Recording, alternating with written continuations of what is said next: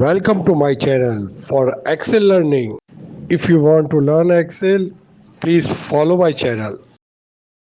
How to use if function in Excel. Follow the sheet. के function को समझने के लिए हमें एक रॉ डेटा की ज़रूरत होगी। ये सामने हमारे सैम्पल शीट है। इसमें हम लिखेंगे सबसे पहले डी कॉलम में equal to if bracket start. यहाँ पर हमारा जो एक्चुअल बजट है इसको हम बजट से चेक करेंगे। तो इफ़ हमने लिया एक्चुअल बजट ग्रेटर देन हो बजट से, अगर ऐसा हो यानी वैल्यू ट्रू हो तो लिखा हुआ है ओवर बजट, और अगर फॉल्स वैल्यू हो तो लिखा हुआ है विद इन अ बजट। उसके बाद हम इंटर करेंगे और इसको कॉपी करके नीचे तक ड्रैग डाउन कर देंगे।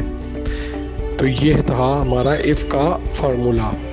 मज़ीद फार्मूलों के लिए हमारे साथ जुड़े रहिए और ट्रू आई को सब्सक्राइब कीजिए और बेल आइकॉन का बटन दबाइए।